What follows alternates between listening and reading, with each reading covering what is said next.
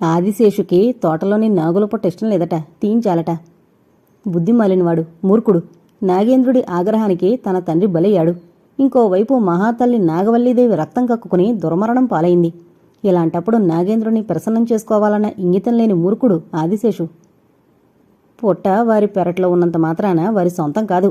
నాగపంచమికి అక్కడ పెద్ద ఎత్తున ఉత్సవం జరగాల్సిందే, లేకపోతే ఒప్పుకునేది లేదు. రాజేశ్వరమ్మ మనవడు పొట్లో చేయిపెట్టినా కాటు పడలేదంటే నాగేంద్రుడు దయతలిచాడనే కదా అర్థం. ఊరికొక పొట్టంటూ లేకుండా పోయింది. ఏదో ఎన్నాళ్ళకి ఆ నాగేంద్రుడు దయతలిచాడు. ఇలాంటి సంభాషణలు ఊళ్ళో వాళ్ల మధ్య జరుగుతున్నాయి. ఒకనాటి భయంకర సమస్యని వాళ్లు మరిచిపోయారు. అదే మూఢతనం యొక్క గొప్పతనం. అతనెందుకట్లా మాట్లాడాడు అంది శుభాంగి ఉరఫ్ వాసుకి. వాళ్ళకేదో అనుమానం వచ్చి ఉంటుందన్నది నా అనుమానం. అదేదో బయటపడి అప్పటికి చూసుకుందాం ఆమెకి ధైర్యం చెప్పాడు మోహన్. ఏం, వాళ్లను కూడా అడ్డు తొలగించాలనా? తీవ్రంగా కఠినంగా అడిగింది. మోహన్ మాట్లాడలేదు. ఈసారి నిన్ను నేను మన్నించను. ఒకసారి చేసిన పొరపాటు మళ్లీ పునరావృతం కారాదు కటువుగా అంది 18 ఏళ్లు కూడా నిండని ఆ టీనేజ్ అమ్మాయి. అతడి వైపు చాలా ఆశ్చర్యంతో చూసింది ఆ స్త్రీ. దీన్ని మెత్తగా నూరివ్వాలి చెప్పాడు. ఆమె ఆశ్చర్యంతో చూస్తుంటే అతడు 50 రూపాయల కాగితం తీసిచ్చి, త్వరగా నేను చెప్పిన పని పూర్తి చేయి అన్నాడు. చప్పున అందుకొని తలుపుతూ గుడిసెలోకి వెళ్ళిందా స్త్రీ. నీరు కలపరాదు అన్నాడు. అలాగే దొర అందా స్త్రీ. మొదట వెల్లుల్లిపాయల్ని నూరి ముద్ద చేసింది. తర్వాత నీరుల్లి నూరి ముద్ద చేసింది. తర్వాత తీసిందా వేర్లని. అవి చెట్టు వేర్లు, తెల్ల ఈశ్వరి వేర్లు. వాటిని నూరే చప్పుణ్ణి బట్టి గ్రహించి మెత్తగా గంధంలా నూరాలి చెప్పాడు. అరగంటలో అతడు చెప్పిన విధంగా నూరి ముద్దల్ని వేరువేరుగా కాగితాల్లో ఉంచి అతడికి తెచ్చిచ్చింది. అతడు వెళుతూ ఉంటే చూస్తూ నిలబడింది. అతడు సరాసరి ఆదిశేషు ఇంటి వెనక్కి చేరుకుని అక్కడ కనిపించిన కిటికీలో ఆ 3 ముద్దల్ని ఉంచాడు. ఏదో ఘాటువాసన వస్తోంది ఆదిశేషు గొంతు. అవును, మంచివాసనే, చెడ్డదేం కాదు అతడి భార్య శివాలక్ష్మి జవాబు. ఎక్కడా? పక్కింట్లో. వాళ్ళింట్లో శుభకార్యం ఉంది, ఏవో పదార్థాలు చేస్తుండుంటారు. అతడు తేలిగ్గా ఊపిరి పీల్చుకున్నాడు. అతడి అంచనా తప్పు కాలేదు. 5 నిమిషాలైనా గడవలేదు. పెంకుటింటి పైకప్పులోని తాచు ఆ ఘాటుని భరించలేక దిగింది కిందకి. అది కిటికీ వైపు రాలేదు. గుమ్మంలోంచి బయటకు పోతుంటే అతడు ముందువైపు తిరిగి వేగంగా ఆ ఇంటి ఆవరణలోకి చేరుకున్నాడు. ఆదిశేషు, అతని కొడుకు, భార్య వంటగదిలో భోంచేస్తున్నారు. అతడా తాచుని పడగ దిగువన పట్టుకుని చొప్పున చీకట్లో కలిసిపోయాడు. అతడు నాగరాజు. మళ్ళీ ఎప్పుడొస్తావు నువ్వు? బెంగగా అడిగింది నాగబుజ్జి. 2 రోజుల్లో రానా? డాడీకి కొంచెం నచ్చజెప్పి రావడమే చెప్పాడు జీవన్. 2 రోజులుండలేవా అన్నయ్యను వదిలి? చిలిపిగా అంది రేష్మ. కొద్దిగా సిగ్గుపడింది నాగబుజ్జి. రేపు లేదు, ఎల్లుండి టైంకి ఇక్కడుంటాం బుజ్జి కూతురి ప్రేమకి ఆశ్చర్యపోతూ చెప్పాడు రాజప్రహ్లాద. వాళ్ల కారు బయలుదేరిపోతుండగా ఎందుకో వాళ్ళు వెళ్లడం నాకిష్టం లేదు ఆదిశేషుతో అన్నాడు మాయ. అంటే అంది సంజన భయంగా. ఇది అని చెప్పలేను, ఎల్లుండే మంగళవారం కదా అన్నాడతను. ఆమె భయంతో చూసింది. ఆదిశేషు ఆలోచనలో పడిపోయాడు. ఆ రోజు మంగళవారం, మృత్యువారం, 6వ మంగళవారం రాత్రి కావడం కోసం ఆ నలుగురు కాచుకున్నారు. ఆదిశేషు, గురుడు, మాయ, సంజన. గుర్కాని కనిపెట్టే బాధ్యత నాది. వాణ్ణి వెళ్ళగొడితే? ఆదిశేష్ అడిగాడు. తల అడ్డంగా తిప్పుతూ మంచిది కాదు చెప్పాడు. విషయం అడిగితే? అదింకా ప్రమాదకరం. చెబుతాడన్న నమ్మకం లేదు. పైనుంచి ఆ నాగసిద్ధి ఇంకా జాగ్రత్త పడే అవకాశం ఉంది చెప్పాడు. రాజప్రహ్లాద, ఆదిశేషుల్లో ఎవరో ఒకరికి ప్రాణానికి గండం ఉండొచ్చని మాయ భావించబట్టి తనని నాగవిహార్ వదిలి వెళ్లొద్దని చెబుతున్నాడని ఆదిశేషు భావించాడు. అయితే ఆ రోజు మిట్ట మధ్యాహ్నం ఓ వింత సంఘటన జరిగి నాగవిహార్లో వారిని భయకంపితులను చేసింది. నాగిని ఉన్న గది తాళాలు 2 దగ్గరున్నాయి. ఒకటి శివనాగు దగ్గర, మరొకటి రాజప్రహ్లాద దగ్గర.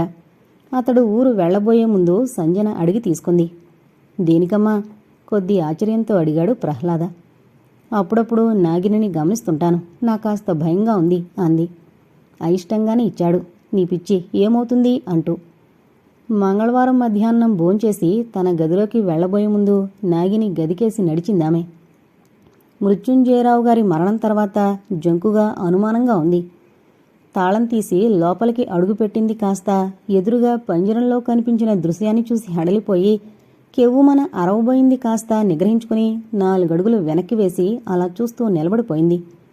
పంజరంలో 2 నల్లనాగులు. నాగిని కాక చిన్నదిగా ఉన్న మరో నల్లనాగు. పెనవేసుకున్న పెద్ద నల్లని మృత్యుపాసంలా రతికేళి విలాసంలో ప్రణయావేశంతో బుసలు కొడుతూ ఆమె వేగంగా బయటకొచ్చేసి శివనాగు అంటూ పిలిచింది. శివనాగొచ్చాడు. వెళ్ళి లోపల చూడు చెప్పింది ఆమె ఇంకా తగ్గని గుండె దడతో. వేగంగా లోపలికి వెళ్ళి శివనాగు 2 నిమిషాల తర్వాత తిరిగొచ్చి, భయపడకండి అమ్మాయిగారు, అది పొట్లోని నల్లనాగు. కిటికీలోంచి లోపలికొచ్చుంటుంది.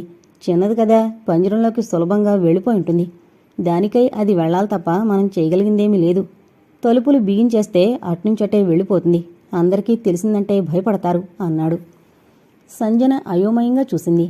శివనాగు తాళం వేసి నిబ్బరంగా వెళ్ళిపోతుంటే సంజనకి తన గదిలోకి వెళ్లే ధైర్యం లేక మాయను వెతుక్కుంటూ వెళ్లి విషయం చెప్పింది.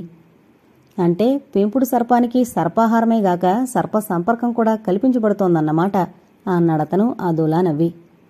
అంటే మాయ సమాధానం చెప్పలేదు. అక్కడే ఉన్న ఆదిశేషు, నిజం కావచ్చు కదా, ఆ పక్కనే నీటి మడుగులోకొచ్చిన గుర్తులు చూశాను. అక్కడ కప్పలున్నాయి. ఆ పాము నాగిని ఉనికిని పసిగట్టుండొచ్చు అన్నాడు. మాయ మాట్లాడలేదు. అయితే శివనాగు పంజరం ఉన్న చిన్న ద్వారాన్ని తెరవబడున్న సంగతి సంజనకి తెలీదని గ్రహించాడు. అసలు ఆ గదిలో ఉన్న కిటికీని మాత్రం ఎందుకు తెరవాల్సొచ్చింది? గురుడు ప్రశ్నించాడు. పాపం, సర్పానికి మాత్రం కోరికలుండవా అంటూ నవ్వాడు మాయ.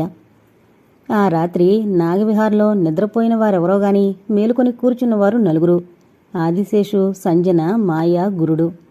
10 గంటలప్పుడు నాగబుజ్జొచ్చి అడిగింది, ఇంకా మేలుకున్నావే అంటూ.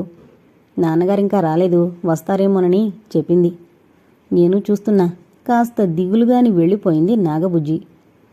గురుడు, మాయ పేకాడుతున్నారు. అంతా నిశ్శబ్దం. చిన్న కదలిక కోసం వాళ్ళు ఎదురు చూస్తున్నారు. అక్కడ కిటికీలోంచి గేటు దగ్గర గుర్కా కనిపిస్తున్నాడు. ఎందుకైనా మంచిది గురుడు, నువ్వు వెనకనే వెళ్ళు చెప్పాడు అతడు. గురుడు లేచి వెళ్ళాడు. ఎదురు చూడ్డమనేది దుర్భరం, అందులో మృత్యు కోసం ఎదురు చూడ్డం. ఎక్కడ ఎవరికి ఏం జరుగుతుందనేది. ఓసారి సంజన చేతిలోని తాళాలు తీసుకుని నాగిని గదిలోకి వెళ్లి చూశాడు. సర్పశృంగారం అవిశ్రాంతంగా కొనసాగుతూనే ఉంది. అతడి ఒళ్ళు జల్దరించింది. చొప్పున తాళం వేసి వచ్చేశాడు. ఆదిశేష్ అన్నాడు, చౌదరిది ఓ రకం మూర్ఖత్వం అయితే రాజప్రహ్లాదది మరో రకమైన మూర్ఖత్వం. ఏమంటావమ్మా? సంజన తల ఊపింది. చాలా సులభంగా జరిగిపోయింది అతడి హత్య చెప్పాడు మాయ.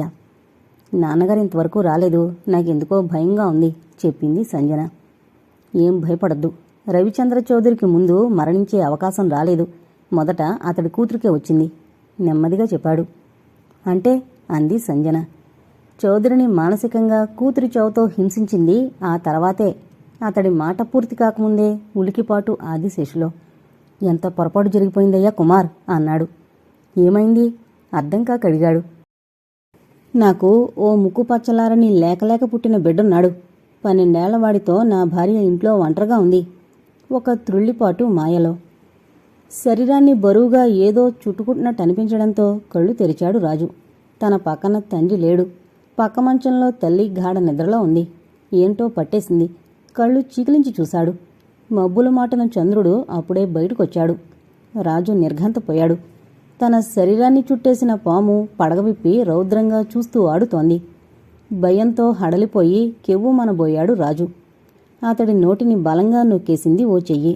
భయంతో నిలువెల్లా జల్దరించిపోతున్న 12 ఏళ్ల రాజు కళ్ళెత్తి చూశాడు. అర్ధనగరంగా ఉన్న యువకుడు. అతడి ఛాతి మీద సర్పపు పడగలు. అతడి కళ్ళు తీవ్రంగా ఉన్నాయి.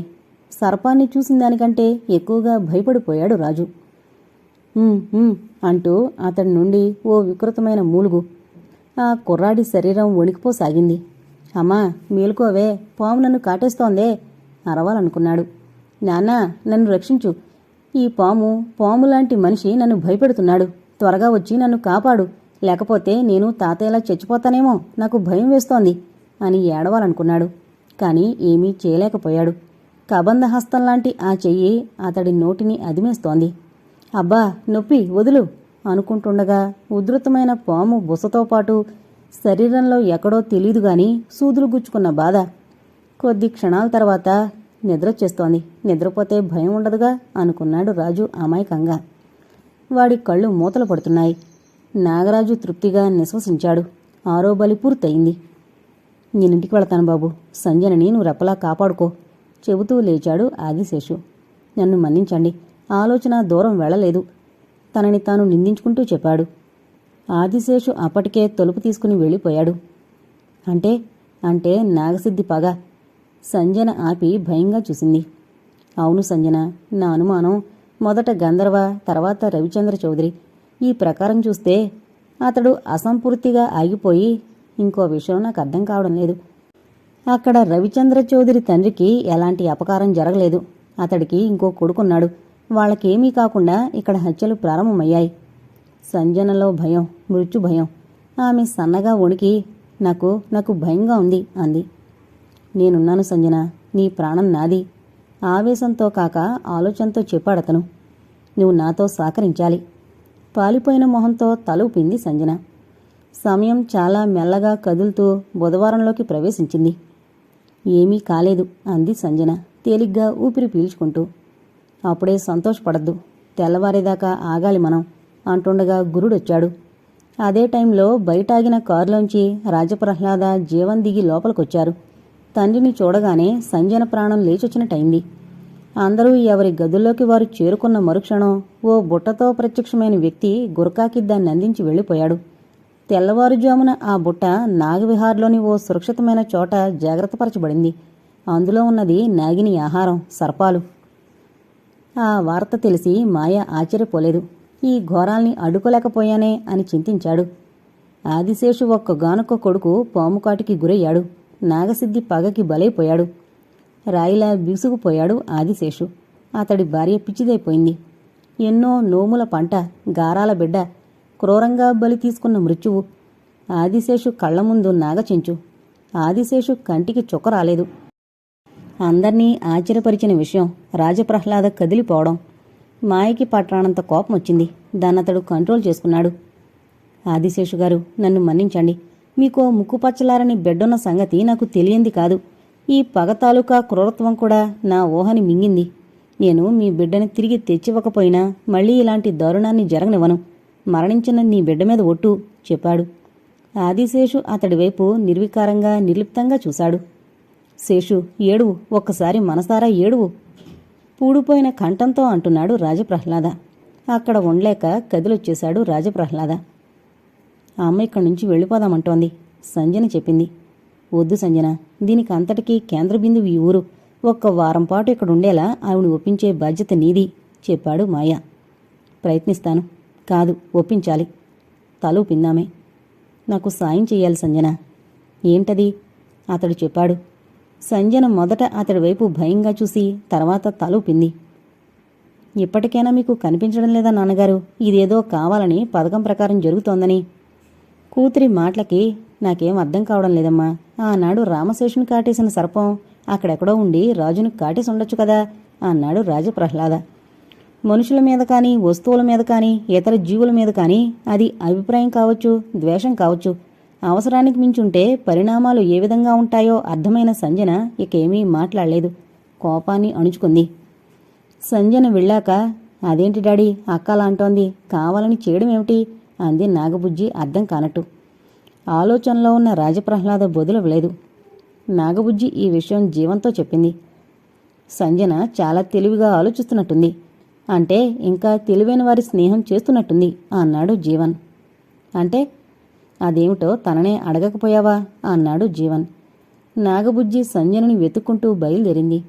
నాగబుజ్జి శరీరము, మనసు ఒకలాంటి తపనతో ఉన్నాయి. ఈ నాగవిహార్లో వింత పరిణామాలెన్నో సంభవించబోతున్నాయి. ఈ పరిస్థితుల్లో మీరు దోషులుగా చిత్రీకరింపబడచ్చు. మీరెవరో ఏంటో, ఎందుకొచ్చారో వివరం చెబితే మీకేమీ కాదు చెప్పాడు మాయ. మీరెవరు? ఎదురు ప్రశ్న వేశాడు మోహన్. దానికి జవాబివ్వకుండా, ఢిల్లీలో మిమ్మల్ని నేను చూశాను, అబద్ధం చెప్పొద్దు అన్నాడు. శుభాంగి అతడు మొహామొహాలు చూసుకున్నారు. చెప్పు అంది శుభాంగి. ఇంత అనుమానం మీకొచ్చాక నిజం దాచడం దేనికి? శుభాంగి పేరు వాసుకి అని నీకు అనుమానం వచ్చినట్టుంది. తనకింకా మైనార్టీ తీరలేదు. అందుకే ఈ తిప్పలు. పెద్దవాళ్ళకిష్టం లేని పరిస్థితుల్లో పెళ్లి చేసుకోవాల్సి వచ్చింది. మరో వారంలో మైనారిటీ తీరిపోతుంది తనకి. ఈ లోపల తనని తిరిగి తీసుకువెళ్లడానికి ఆమె తండ్రి చేయని ప్రయత్నం అంటూ లేదు. పేపర్ ప్రకటనల ద్వారా, పోలీసుల ద్వారా, ప్రైవేటు డిటెక్టివ్ల ద్వారా ఎంతో ప్రయత్నిస్తున్నాడు. అందుకే ఈ అజ్ఞాతవాసం. ఇంతకంటే నేను చెప్పగలిగింది ఏమీ లేదు. వచ్చే మంగళవారంతో వాసుకి బంధనాలు విడిపోయి చివర్లో చిన్నగా నవ్వాడతను. మంగళవారమా? అతడి వైపు రెప్పవాల్చకుండా చూస్తూ అడిగాడు. అవును. ఈమె పెంపుడు తండ్రి చాలా కఠినాత్ముడు. పైగా తన పేరు మీద చాలా ఆస్తి కూడా ఉంది చెప్పాడు. నాగేంద్రని హత్య చేసింది మీరే అన్నాడు మాయ. అవును. పత్రికా ప్రకటనలో వాసుకి ఫోటో చూసి ఆమె తండ్రికి తెలియజేస్తానని బెదిరించాడు. పైగా వాడు బ్లాక్మెయిల్ చేసి డబ్బడుగుంటే ఈ గతి పట్టేది కాదు. వాసుకుని కోరుకున్నాడు. అందుకే భరించలేక హత్య చేశాను ఎర్రబడ్డ కళ్ళతో చెప్పాడు. మాయకేమీ మాట్లాడలేదు. వాళ్ల మాటలు నిజమేనా? గురుడు ప్రశ్న. మాయ జవాబివ్వలేదు. ఇక 3 బలులు మిగులున్నాయి అంది సర్పిణి. అవును బదులిచ్చాడు నాగరాజు. నాకేమీ సంతోషంగా లేదు చెప్పింది. ఎందుకని? నా మనసంతా దిగులుగా ఉంది. గురువుగారు నిర్ణయించిందొకటి, జరుగుతోంది మరొకటి. సర్పిణిగా నా ప్రమేయం మొదటి 2 బలులతో ముగిసిపోయింది. మిగిలిన 3 మరణాల సంగతి ఎక్కడైనా నాగదేవతని నాలో ఆవాహన చేసుకునే అవకాశం ఉంటుందా అడిగింది దిగులుగా. పిచ్చి అంటూ నవ్వాడు నాగరాజు. ప్రత్యేకంగా నాగదేవత నీలోకి ఆవాహన చేసుకునేదేముంది? సర్పిణివైన నువ్వు ఈ బలి కార్యక్రమం ముగిసిందాకా నాగదేవతవే. అందుకేగా నీ పట్ల ఎంత ఆకర్షణ, కోరిక ఉన్నా దూరంగానే ఉంటోంది. ఇది పూర్తయిపోగానే నిన్ను శాశ్వతంగా నాలోకి తీసుకుంటాను చెప్పాడు. అవును, గురుదేవుల ఆజ్ఞ కూడా అదే అని మెల్లగా ప్రారంభించాడతను. 7వ మంగళవారం 7వ బలి జరగాల్సింది. కానీ ఇక్కడ కొన్ని ప్రతికూల పరిస్థితులు ఏర్పడవచ్చునని గురుదేవులని నాగదేవత హెచ్చరించింది. అందుకే ఒక్క రాత్రి ఆ 3 రాత్రులుగా విభజించి 3 హత్యలు, అదే బలుల కార్యక్రమాన్ని నిర్వహించాల్సింది. ఇందుకోసంగా అఖండ నాగపూజ ప్రారంభించాడాయన. వచ్చే మంగళవారానికి ఇది జరిగిపోవాల్సింది. ఆ రోజు నాగినికి బంధవిముక్తి చెప్పాడు. అవును అంటున్న సర్పిణి మొహంలోని ఆనందాన్ని చూసి అతడు తేలిగ్గా ఊపిరి పీల్చుకున్నాడు. నాగదేవత హెచ్చరిక, అఖండ నాగపూజ అన్న మాటలు ఆమెలో ఇంకా రెండో ఆలోచనని రేకెత్తనివ్వలేదు. క్షమించండి గురుదేవా. నాగదేవత పట్ల, నాగ సమాజం పట్ల అత్యంత విశ్వాసము, కోరిక కలిగినటువంటి నేను ఇక్కడ సంభవించిన పరిణామాల దృష్ట్యా చాలా వేగంగా మీరు తలపెట్టిన కార్యక్రమాన్ని పూర్తి చేయాల్సింది. చాలా నిర్విఘ్నంగా. అందుకోసం కొన్ని స్వయం నిర్ణయాలు తీసుకోవాల్సి వస్తోంది. ఇది పూర్తయిపోగానే నాగదేవత కృపతో మీరు నన్ను అర్థం చేసుకోగలరు. మీ ఆశయం సిద్ధించగలదు అనుకున్నాడతను. అదే సమయంలో నాగసిద్ధి 6వ బలి రాజప్రహ్లాద ఏకైక పుత్రిక సంజనాదేవి చెప్పాడు. అతడి మొహంలో పైశాచిక ఆనందంతో కూడిన నవ్వు. అంత దుఃఖంలోంచి కోలుకున్నట్టు 4 రోజులు తిరగకుండా నాగవిహార్కొచ్చిన ఆదిశేషుని చూసి అంతా ఆశ్చర్యపోయారు. కుమార్, ఇక మళ్ళీ ఇంకో చావు సంభవించరాదు చెప్పాడు ఆదిశేషు తీవ్రంగా. సంభవించదు. అందుకు కావలసిన ఏర్పాట్లు నేను చేస్తాను, జాగ్రత్తలు తీసుకుంటాను చెప్పాడు. నాగసిద్ధిని నాగులకి బలివ్వాలి. ఆదిశేషు కంఠం ఆగ్రహవేశాలతో కంపించింది. ఈ బాధ్యతలన్నీ నావి. నేను నిజానికి దగ్గరగా వస్తున్నట్టు అనిపిస్తోంది చెప్పాడు. ఈసారి నాగసిద్ధి సంజన మీద పడచ్చేమో గురుడన్నాడు. వద్దు, నా కడుపు శోకం రాజాకొద్దు అంటుంటే అతడి కళ్ళల్లో నీళ్లు నిండాయి. ఆ జ్ఞానం ఆయనలో లేదు నవ్వి చెప్పాడు గురుడు. అతడి నెక్స్ట్ టార్గెట్ సంజనైనప్పుడు రవిచంద్ర చౌదరి తండ్రిని, చిన్న కొడుకుని నాగసిద్ధి ఎందుకు వదిలేశాడు? అతడి ధ్యేయం తనకి ఒకనాడు అన్యాయం చేసిన కుటుంబాల్లో ఎవరూ మిగలకుండా నాశనం చేయడం అయినప్పుడు వారిని ఎందుకు వదిలేశాడు? గురుడు అడిగాడు. దానికి నేను జవాబు చెప్పగలననుకుంటా ఆదిశేష్ అన్నాడు. చెప్పండి. మీకు తెలిసిన పురుషోత్తమ చౌదరి రవిచంద్ర చౌదరి కన్నతండ్రి కాదు, పెంపుడు తండ్రి. అతడి చిన్న కొడుకు అతడి భార్యకి అక్రమ సంబంధం ద్వారా పుట్టాడని వినడంలో నిజం ఉందని తెలుస్తోంది. ఆ ఇద్దరు చౌదరి వంశవృక్షంలోని వారు కాదు. చూడగా ఈ నాగసిద్ధి చాలా తెలివైనవాడని తెలుస్తోంది. వాడి వివరాలన్నీ సేకరించే ఈ మరణహోమాన్ని ప్రారంభించాడన్నది బాగా అర్థమవుతోంది. మాయా, గురుడు ఆశ్చర్యంగా ఒకరి మొఖాలొకరు చూసుకున్నారు. నాగబుజ్జి అటు ఇటూ చూసింది. అక్కడ దాపుల్లో ఎవరూ లేరు.